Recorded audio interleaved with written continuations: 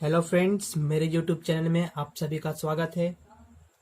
पिछले वीडियो में बल गति चैप्टर से बहुत सारे टॉपिकों को हम लोगों ने 3 पार्ट में देखा था। आज इस चैप्टर का पार्ट 4 है, जिसमें हम लोग सीखने वाले हैं समान त्वरण, असमान त्वरण और पोजीशन टाइम ग्राफ यानी कि विस्थापन समय ग्राफ हम लोग देखने वाले हैं। तो आइए स्टार्ट करते हैं। समान त्वरण क्या होता है? तो समान त्वरण मतलब कि यूनिफॉर्म एक्सेलरेशन का मतलब हुआ कि अगर कोई गतिमान वस्तु समान समय के अंतरालों में समान वेग में परिवर्तन करती हो तो वह गतिमान वस्तु समान त्वरित हो रही है। मतलब उस गतिमान वस्तु का जो त्वरण होगा वह समान त्वरण होगा। इसके लिए मैंने क्या किया है, एक गाड़ी को लिया जो इस दिशा में गति कर रही है। किस वेग से गति कर रही है? तो हम लोगों ने इस गाड़ी का प्रारंभिक वेग मान लिया 5 मीटर पर सेकेंड है।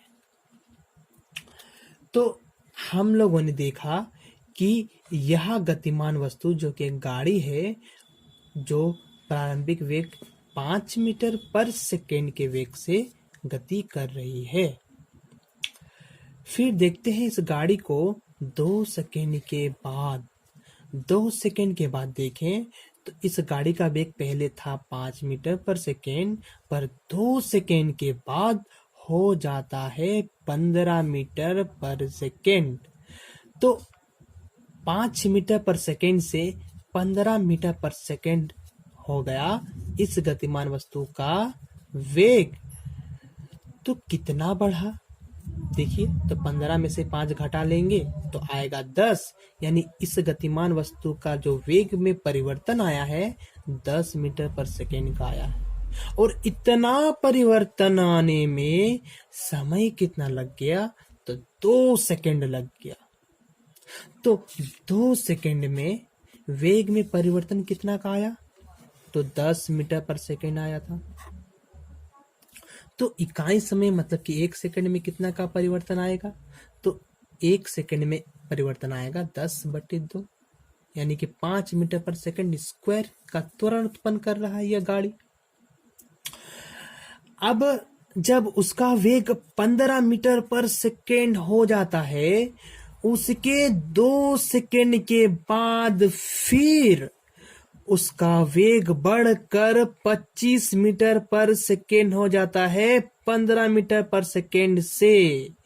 तो 15 मीटर पर सेकेंड से 25 मीटर पर सेकेंड तक आया। तो कितना वेग में परिवर्तन अब आया? तो 25 माइनस 15 आ गया 10, यानी कि 10 मीटर पर सेकेंड का वेग में परिवर्तन आया। और यह परिवर्तन आने में समय लिया 2 सेकेंड। तो अब अगली अवस्था में फिर से इसका त्वरण निकालने का कोशिश करेंगे तो 2 सेकेंड में वेग में परिवर्तन 10 मीटर पर सेकेंड का आया। 1 सेकेंड में तब कितना आएगा? तो 1 सेकेंड में आएगा 10/2, यानी कि 5 मीटर पर सेकेंड स्क्वायर का यह गतिमान वस्तु त्वरण उत्पन्न कर रही है। तो पहली स्थिति में जितना त्वरण उत्पन्न किया था, दूसरी स्थिति में ठीक उतना ही त्वरण उत्पन्न किया। इसका मतलब एक समान त्वरित यह गतिमान वस्तु हुआ, यानी इस गतिमान वस्तु का त्वरण समान त्वरण हुआ, यूनिफॉर्म एक्सेलरेशन हुआ। और देखिए यहाँ पर गौर कीजिए, 2 सेकंड का समय में 10 बढ़ा, तो यहाँ पर भी 2 सेकंड का समय में 10 ही बढ़ा, यानी कि समान समय के अंतरालों में समान वेग में परिवर्तन आ रहा है। तो समान समय के अंतरालों में अगर समान वेग में परिवर्तन हो तो हम लोग कहेंगे कि उस गतिमान वस्तु का त्वरण समान त्वरण होगा, यानी कि यूनिफॉर्म एक्सेलरेशन होगा। अब समझेंगे हम लोग असमान त्वरण क्या होता है, यानी कि नॉन यूनिफॉर्म एक्सेलरेशन क्या होता है।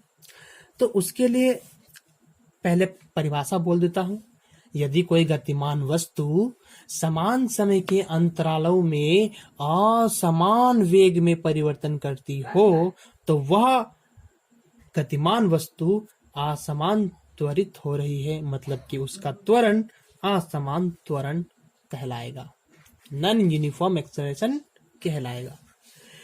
उसके लिए हम लोग एक गाड़ी को मानते हैं कि इस दिशा में मूव कर रही है और शुरुआती में यानी कि प्रारंभिक वेग उसका 5 मीटर पर सेकेंड था।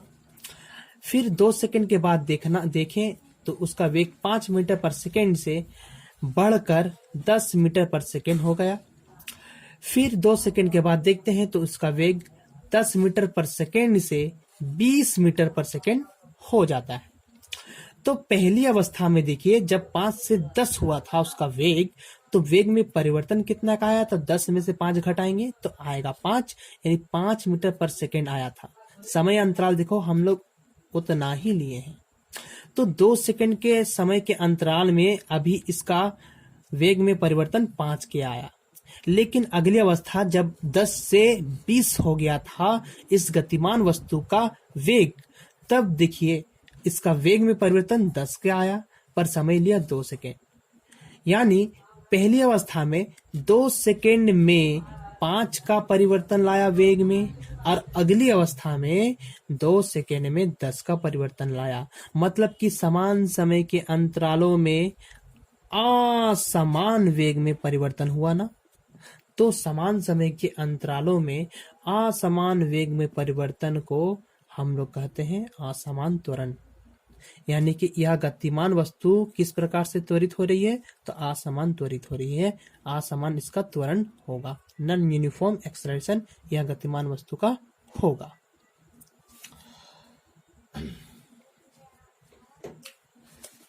इसके बाद हम लोग अब विस्थापन समय ग्राफ की चर्चा करते हैं।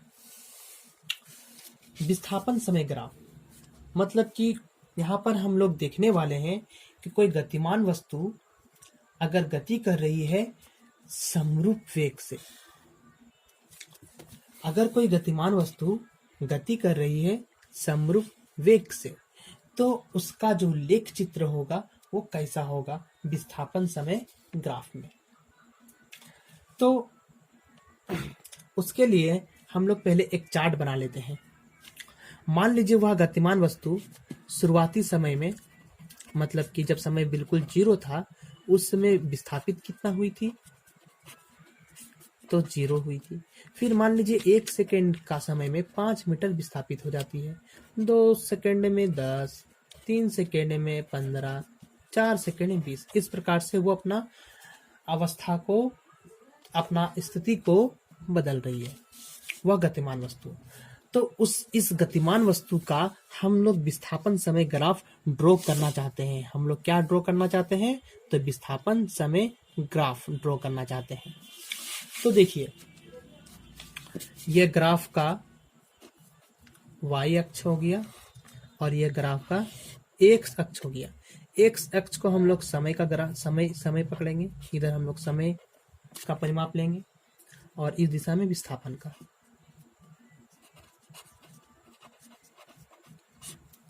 तो इस चार्ट को देखेंगे जब समय 0 था बिल्कुल, तो विस्थापन भी कुछ भी नहीं हुआ था, यानी कि हमको यह अवस्था मिलेगा शुरुआती स्थिति को देख के। फिर जब समय 1 सेकंड हो गया तो विस्थापन 5 मीटर का हुआ। ठीक है, तो थोड़ा सा हम लोग अगर इसमें मार्क लगा दे 1 2 3 4, यहाँ लगाते 5 मीटर, 10 मीटर, 15 मीटर और 20 मीटर। तो देखिए जब उसका वेग जब उसका समय 1 सेकंड बढ़ गया तो विस्थापित कितना हुआ? 5 मीटर, यानी 1 में 5। ठीक है, 2 में कितना आया? 10 आया, तो 2 सेकंड में कितना दूर जाता है? वो 10 मीटर जाता है। 3 सेकंड में कितना जाता है? तो 15। 4 सेकंड में कितना जाता है? तो 20। तो देखिए यह सब स्थिति को लेकर हम लोग बहुत सारा बिंदु इस ग्राफ में पाए। ठीक है, इस ग्राफ के सभी बिंदुओं को अगर मिलाएं तो क्या होता है? देखिए जरा, बिल्कुल स्ट्रेट जा रहा है और यह एक स्ट्रेट लाइन का फॉर्मेशन किया हुआ है। ठीक है, यहाँ पर देखिए हर एक सेकेंड में 5 कर कर उसका, देखिए हर एक सेकंड में 5 गया, 2 सेकंड में 10 गया, मतलब 1 सेकंड में 5 ही जाएगा। 3 सेकंड में 15 गया, मतलब 1 सेकंड में 5 ही जाएगा। मतलब समान समय के अंतरालों में समान विस्थापन हुआ है। तो वह जो गतिमान वस्तु इस प्रकार का ग्राफ शो करेगा, हम लोग इस ग्राफ से देखकर समझ जाएंगे कि वह गतिमान वस्तु समरूप वेग से चल रही है। हम लोग क्या समझ जाएंगे कि अगर विस्थापन ग्राफ, समय ग्राफ इस प्रकार से ड्रॉ हुआ है, इस प्रकार से चित्रित हुआ है, तो हम लोग समझ जाएंगे कि वह गतिमान वस्तु समरूप वेग से चल रही है। अगर दूसरी अवस्था में हम लोग अगर दूसरी अवस्था पकड़े, जब गतिमान वस्तु क्या कर रही है, तो गतिमान वस्तु कर रही है एक समान त्वरण, एक समान त्वरित हो रही है, एक समान त्वरित हो रही है। मतलब कि अब उसका वेग एक समान नहीं होगा।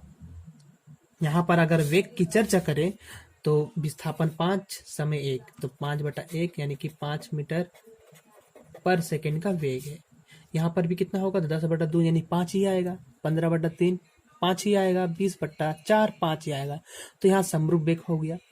हर स्थिति में गतिमान वस्तु का जो वेग था 5 मीटर पर सेकेंड था, यानी एक समरूप वेग से गतिमान वस्तु गति कर रही थी। पर हम इस बार चर्चा करेंगे कि अब गतिमान वस्तु एक समान त्वरित हो रही हो, उसमें जो त्वरण उत्पन्न हो रहा है एक समान उत्पन्न हो रहा है। तो जब एक समान त्वरण उत्पन्न हुआ, इसका मतलब यह हुआ कि उसका वेग समरूप नहीं होगा। समरूप नहीं होगा मतलब यह हुआ उसका वेग लगातार बढ़ता ही जाएगा। अगर शुरुआत में मान लीजिए उस गतिमान वस्तु का अगर वेग,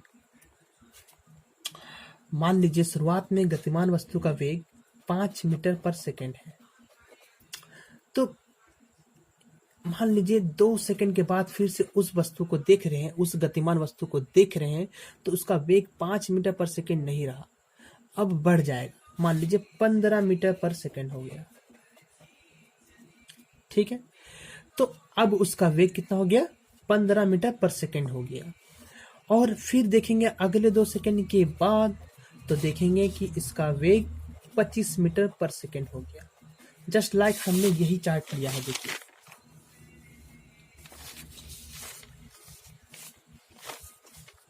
देखिए बिल्कुल ऐसा ही स्थिति हमने लिया है। पहले 5 था, फिर 15 हुआ, ठीक है, फिर 25 हुआ, सॉरी। तो इसी तरह का स्थिति लिए है। पहले 5 मीटर पर सेकेंड है उस गतिमान वस्तु का जो वेग, 1 मिनट, वीडियो ब्लर क्यों हो गया, ठीक है। अब देखिए, तो उस गतिमान वस्तु का जो वेग था वो पहले इतना था, 2 सेकंड के बाद इतना हुआ, फिर अगले 2 सेकंड के बाद इतना हुआ। मतलब यह हुआ कि हर एक 2 सेकंड में वो 10 करके बढ़ रहा है।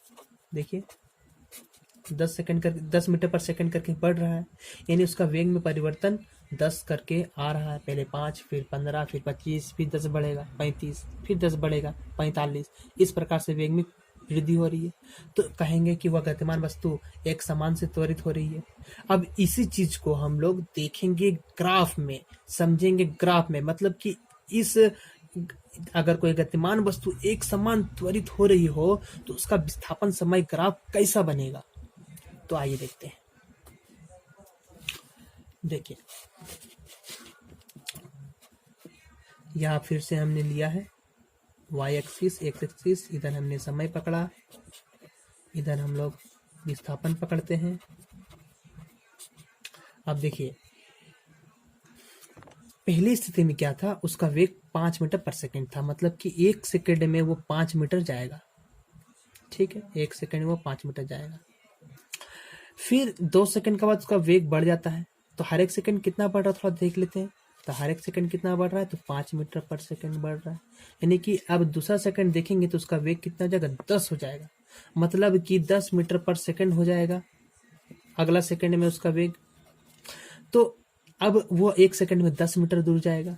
तो पहले 5 जा रहा था, अब 10 जाएगा। फिर अगले बार कितना जाएगा, तो फिर 5 बढ़ जाएगा, अगला बार 15 जाएगा। ठीक है, फिर धीरे धीरे समय बढ़ेगी तो ग्राफ इस प्रकार से बढ़ता जाएगा। मतलब कि ग्राफ बिल्कुल इस प्रकार से कर्व लाइन बनाएगा। यह कर्व लाइन, जिस प्रकार का कर्व लाइन है, इस कर्व लाइन को हम लोग कहते हैं पाराबोला। ठीक है, इसको आप लोग गणित में, मैथमेटिक्स में अच्छी तरीके से इसके समीकरण को भी समझे होंगे। अगर नहीं समझे होंगे तो अगर आगे के हायर क्लासेस में आप साइंस लेते हैं तो इस तरह का आपको पढ़ने को जरूर मिलेगा। तो हम लोग ने देखा कि गतिमान वस्तु जब एक समान त्वरित हो रही हो तो उसका ग्राफ इस प्रकार से बना, और एक समान समरूप वेग से चल रही हो तो उसका ग्राफ इस प्रकार से बना। ठीक है, तो यह था विस्थापन समय ग्राफ। और विस्थापन समय ग्राफ से हमें एक चीज मिलती है। क्या मिलती है हम बताते हैं। विस्थापन समय ग्राफ का जो स्लोप होता है, स्लोप किसको बोलते हैं? स्लोप यानी ढाल। यहां पर देखिए, ये जो ढाल है, ये ढाल जो होता है विस्थापन समय ग्राफ का, वह ढाल हमें देता है, क्या देता है? हमें वेलोसिटी देता है। वेलोसिटी माने हमको वेग देता है। यानी कि विस्थापन समय ग्राफ से हम लोग किसी भी गतिमान वस्तु का वेग कितना होगा वह पता कर सकते हैं। उसके लिए आप समझिए ढाल कैसे निकालते हैं ग्राफ से। तो ढाल के लिए हमें क्या करना पड़ेगा? हमको कोई भी एक पॉइंट में अगर कंसिडर कर लीजिए, आप यह पॉइंट कंसिडर करते हैं या यह पॉइंट या लास्ट वाला पॉइंट, आप कोई भी 2 पॉइंट कंसिडर कर लीजिए। चलिए मैं यह पॉइंट और यह पॉइंट कंसिडर करता हूँ। तो देखते हैं यह पॉइंट जमीन में कहाँ पर, सॉरी समय एक्सिस पर कहाँ पर लगेगा? यहाँ लगेगा, और यह यहाँ लगेगा। ठीक है, तो हम ये छोटा सा त्रिभुज में देखें। ठीक है, इसका नाम रख देते हैं ABC। ठीक, तो AC की लंबाई कितना होगा ये बता सकते हैं आप? तो देखिए ए से लेकर यहाँ तक का दूरी होगा, बिल्कुल यहाँ से लेकर यहाँ तक का दूरी के बराबर, मतलब कि 10 होगा। पर यह दूरी कितना होगा? तो हम लोग को पता है कि यह दूरी 5 है, तो इतना 5 है तो इतना 5 होगा, तभी ना कुल मिलाकर 10 होगा। यानी कि यह कितना होगा? 5 होगा। तो AC की लंबाई 5 होगा। BC कितना होगा? तो यह पूरा यहाँ से लेकर यहाँ तक 2 था, और यहाँ से यहाँ तक लेकर कितना है? 1 है। तो 2 में से 1 घटा देंगे तो यह मिल जाएगा, यानी कि इसका BC का लंबाई हो जाएगा 1। तो जब भी ढाल निकालना है आपको विस्थापन समय ग्राफ में, तो ढाल निकालने के लिए यह बात माइंड में एकदम ढुका लीजिए कि यह एक समकोण त्रिभुज है, तो इसका अनुपात लेना होगा लंब बटा आधार का। ठीक है, आप क्लास 10 में अगर आप जाएंगे, ये तो 9 का चैप्टर चल रहा है, आप क्लास 10 में जाएंगे तो वहाँ पर ट्रिग्नोमेट्री से समझ में आएगा कि लंब आधार को टेन थीटा कहा जाता है, और टेन थीटा ही ढाल कहलाता है। तो लंब और आधार कितना है? तो AC बाय BC है। AC की लंबाई है 5, BC की लंबाई 1, तो आया कितना? 5। तो आया 5, यानी कि ढाल कितना का आया? 5 आया। तो ढाल कैसे निकल रहा है? तो ढाल निकल रहा है, अगर ध्यान दीजिएगा तो हम लोग AC और BC के अनुपात से निकाले थे। अगर हम लोग ढाल इस तरह से निकाले, यहाँ पर देखिए इस तरह से निकाले, ये पूरे बड़े वाले समकोण त्रिभुज को कंसिडर करके, तो इस त्रिभुज में अगर इसको नाम दे देते हैं ABC, तो ये AC की लंबाई कितना होगी? तो 20 होगी। इस बार AC की लंबाई कितना होगा? तो 20 होगा। बड़ा वाला त्रिभुज ABC देख रहे हैं, वो कितना होगा? AC का लंबाई उसमें तो होगा 20, और BC का लंबाई कितना होगा? तो होगा, देखिए 1 2 3 4, अंतिम वाला कितना था? 4, यानी 4। तो AC बाय BC निकालेंगे तो 20 बटा 4 करेंगे और आएगा 5, यानी ढाल कितना मिल रहा है? 5 मिल रहा है। तो ये कैसे मिला? तो ये मिला, देखिए ये टोटल 20 क्या था? तो ये विस्थापन था।